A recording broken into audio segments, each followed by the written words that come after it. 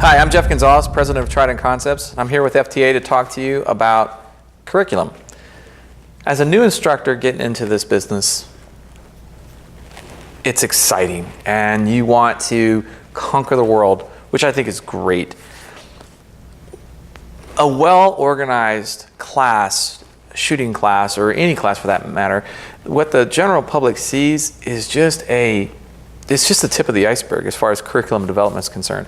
So the conversation that I want to have is with an instructor that wants to get out there and conquer the world. I think that's outstanding, but I will remind you that your curriculum, the key things about your curriculum is that it has to be, you have to have standards, and those standards have to be observable, measurable, and repeatable. And the key thing about that is repeatability. So if you do the same class over and over and over again, it needs to literally be the same class so that a student that comes to that class sees the same material that the student in the next class and the next class and so on and so on. So part of that has to do with your curriculum development. And while I encourage people to get out there and push the envelope, push the boundaries, you also have to do it within your skill level. So even though you may be an advanced shooter, it's not about how good you are, it's about how good you can get the student to be. And that's going to require a really good curriculum. Literally, shooting from the hip is not a strategy for a successful business model. And if you're looking at doing this as a profession, even as a side job, you really want to make sure that you have everything, your ducks in a row. So when it comes to curriculum development, I tell students that the best way that you can, instructors, the best way that you can help develop curriculum is to work not at the level that you feel your skill is, but to work at a level below that skill. Because what you're taking for granted is a lot of the little details. So if you're at this level, then you want to be teaching at this level because there's so much more information that you need to be able to pass down that you have probably forgotten about.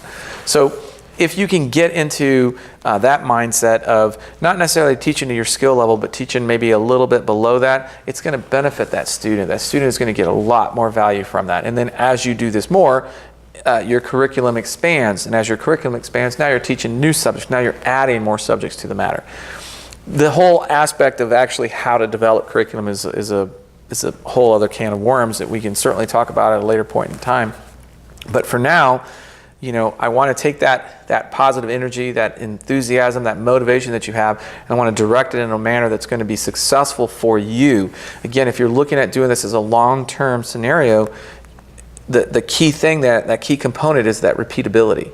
If you can do this, and now I'm not saying that you can't at some point evolve your curriculum, because honestly, every year I review my curriculum and we'll make subtle changes based off of new information or new technology or whatever the case might be. So you still have to update and keep everything current, but at the same time, it needs to be repeatable at that kind of micro level, not so much at the macro.